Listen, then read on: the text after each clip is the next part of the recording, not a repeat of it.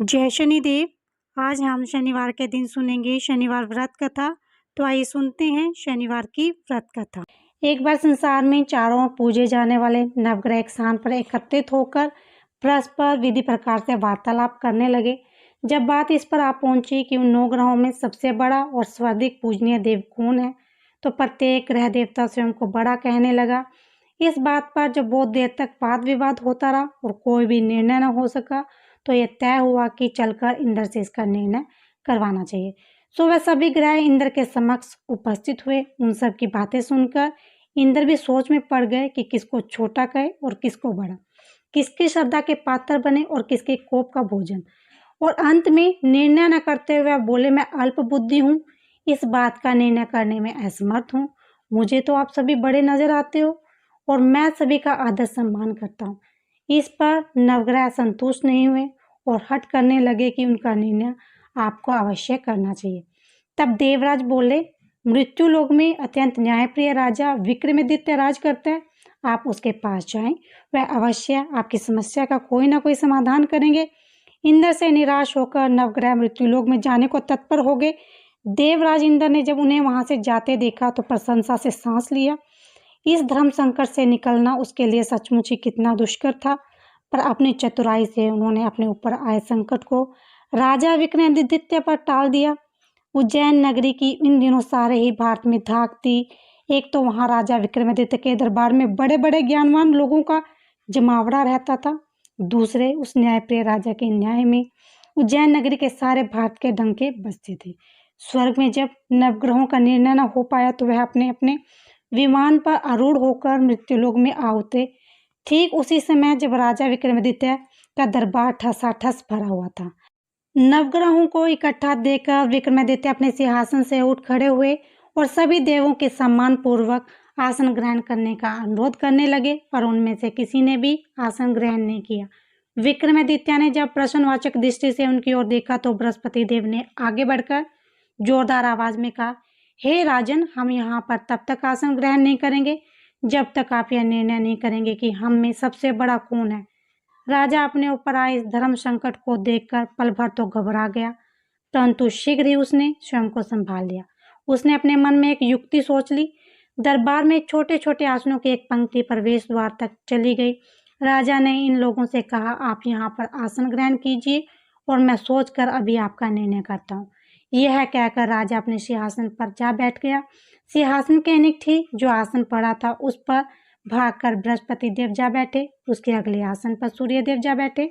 सूर्य के निकट ही चंद्रमा और फिर इसी प्रकार से बुध, मंगल, राहु, केतु इत्यादि ने अपना आसन ग्रहण कर लिया।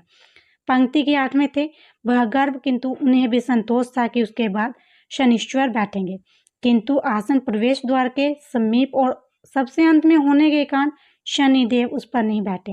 राजा विक्रमादित्य ने सोचा था कि जो ग्रह उस अंतिम आसन पर बैठेगा वह उसी को विनय और दयाशीलता के आधार पर बड़ा घोषित कर देंगे, पर वहां तो बात ही दूसरी हो गई। शनिदेव अति क्रोधी और विकट स्वभाव के देवता हैं। जब वह नहीं बैठे तो 8 ग्रह खिलखिलाकर हंस पड़े। अपना इस प्रकार से अपमान होते देखकर शनिदेव की आंखें क्रोध से लाल हो गई और भ्रिकुटी तन गई।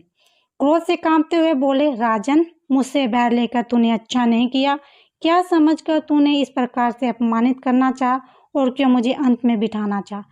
चंद्रमा राशि में 2.25 दिन तक रहता है और सूर्य, शुक्र, बुध केवल आधा मास, सोम और मंगल 2 मास, बृहस्पति 13 मास, राहु केतु 18 मास रहते हैं, जबकि मैं 7.5 वर्ष तक रहता हूँ। इसीलिए अब तू सावधान हो जा। तूने जो मेरा अपमान किया है उसका दंड अवश्य मिलेगा। राजा के कुछ दिन तो आराम से बीते, लेकिन शीघ्र ही शनिदेव की दृष्टि फिरी और राजा पर 7.5 आ गए। उन्हीं दिनों एक व्यापारी कुछ घोड़े बेचने के लिए उज्जैन नगरी आया। सुंदर सुंदर घोड़े देखकर राजा जी ललचा गया। राजा ने उन्हें खरीदने का आदेश दिया। घोड़ों में से घोड़ा भंवर नाम का था। राजा उस पर चढ़कर देखने लगा।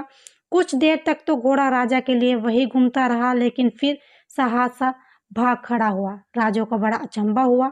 घोड़ा एक घनघोर जंगल में राजा को पटक कर अंतर्ध्यान हो गया। राजा अकेला उस वीरान जंगल में भटकने लगा। शाम के समय जब उसे भूख प्यास सताने लगी तो वह जोर जोर से चीखने लगा। उधर एक पगडंडी से एक ग्वाला अपने गांव को जा रहा था। वह राजा की आवाज़ सुनकर रुक गया।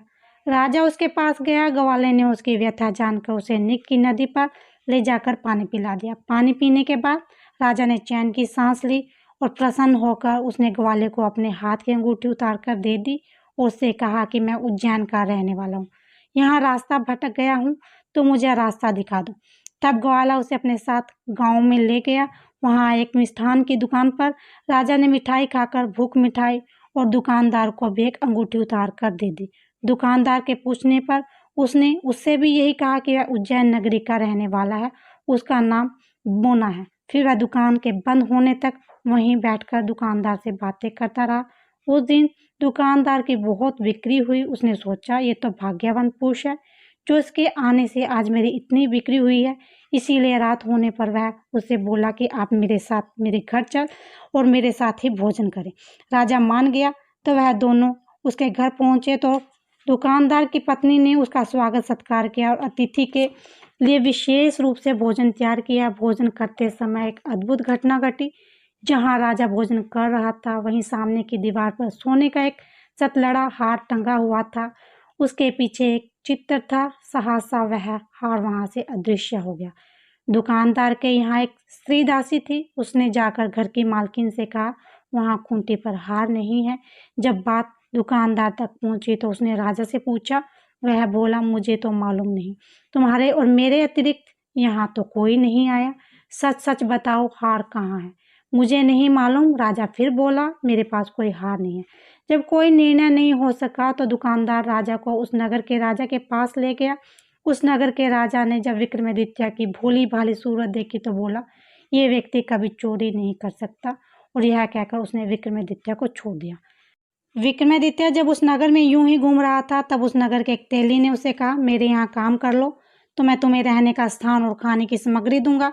राजा मान गया। तेली उसे अपने घर ले गया। वहां सारा दिन राजा घानी पर बैठकर उसके बैलों को हाँकता, तेली बाजार में तेल बेचता। जब वर्षा ऋतु आई, मूसलाधार वर्षा होने लगी, तब घानी पर बैठे हुए विक्रमादित्य ने मौज में आकर ऊंचे ऊंचे राग अपने आरंभ कर दिए। निकटी उस नगर का राजमहल था। वहां बैठी खिड़की में राजकुमारी ने जब राजा का मधुर स्वर सुना तो वह अपने हृदय पर काबू खो बैठी। उसने अपनी दासी को पता करने के लिए भेजा। दासी वहां गई। राजा को गाते हुए देखकर लौटी तो राजकुमारी ने बोली, वहां पर तो कोई अति सुकुमार नवयुवक आनंद में आंखें बंद किए बैठा गा रहा है। राजकुमारी ने सुना तो उसने अन्न जल का त्याग कर दिया। रात तक उसने कुछ नहीं खाया। रानी ने आकर राजा से कहा, राजकुमारी एक तेली पर मोहित हो गई है और उससे विवाह रचना चाहती है। राजा ने सुना तो वह क्रोधित हुआ। उसने तेली के घर से विक्रमादित्य को बुलाया और उसके हाथ कटवाकर जंगल में फेंकवा दिए। यह बात जब राजकुमारी को पता चली तो वह अपनी बात पर और भी दृढ़ हो गई। बोली, मैं तो अब उसी को वर मान लिया है, चाहे वो कैसा भी हो, विवाह तो मैं उसी से करूंगी। बेटी की हट देखकर लाचार हो राजा को ने दोबारा विक्रमादित्य को उस नगर में बुलाया। उससे राजकुमारी का साधारण ढंग से विवाह संपन्न कर दिया और एक छोटा सा मकान देकर वहां रहने लगा। दोनों उसी में रहने लगे। एक दिन जब विक्रमादित्य सोया हुआ था, स्वप्न में उसने शनिदेव नजर आए। विक्रमादित्य ने उनको नमस्कार किया, क्षमा याचना की। शनिदेव ने उसे आशीर्वाद दिया और बोले, अब तुम्हारी 7.5 खत्म हो गई है। राजा बोला, मुझसे जो भी गलती हुई है उसके लिए मुझे क्षमा कर दे। शनि ने मुस्कुराकर आशीर्वाद दिया तो राजा की दोनों भुजाएं पुनः लौट आई। राजा ने अपनी पत्नी राजकुमारी को रात को जगाया नहीं और वह रात को उसके गले में अपनी बाहें डालकर सो गया। सुबह राजकुमारी की आंखें खुली तो उसने अपनी गर्दन में बाहें पड़ी देखी। वह चौंक कर उठ बैठी, लेकिन शीघ्र ही विक्रमादित्य ने जागकर उसको आश्चर्यचकित कर दिया। तब उस नगर के राजा को यह बात मालूम हुई तो वह भागा भागा आया और उस अपंग को फिर से स्वस्थ देखकर चकित रह गया। उसने भी विक्रमादित्य से यही कहा कि यह सब शनिदेव की कृपा का फल है। विक्रमादित्य ने अपना वास्तविक परिचय भी उस राजा को दिया और सारा किस्सा विस्तार से सुनाया। सुनते ही राजा विक्रमादित्य के चरणों में गिर गया, क्षमा याचना करने लगा। ये खबर सारे नगर में फैल गई। दुकानदार को जब ये बात खबर मिली तो वह भागा भागा आया और विक्रमादित्य के पांव पर लेटने लगा। विक्रमादित्य उसे उठाया, आसन पर बिठाया, कहा, तुम घर जाकर उस खूंटी पर देखो, हार टंगा हुआ है। और वास्तव में उसने खूंटी पर हार को टंगे हुए पाया। फिर विक्रमादित्य ने कहा, राजा से माफी मांगी तो वहां के राजा ने हाथी घोड़े इत्यादि देकर नौकरों के साथ लश्कर समेत विक्रमादित्य को विदा किया। राजा विक्रमादित्य जब राजकुमारी को लेकर अपनी नगरी उज्जैन पहुंचा तो सारी नगरी में उत्साह छा गया। अपने राजमहल में प्रवेश करने से पूर्व विक्रमादित्य ने नवग्रहों की पूजा की, शनिदेव को सर्वोच्च स्थान दिया। साथ ही उसने नगर भर में ढिंढोरा पिटवा दिया कि शनिदेव मनवांछित फलों को देने वाले हैं और नवग्रहों में सर्वोच्च स्थान रखते हैं। इस प्रकार शनिदेव को मानकर विक्रमादित्य ने अपने राज्य यश और कीर्ति को अमर कर लिया। बोलो शनिदेव महाराज की जय। बोलो श्री नवग्रहों की जय।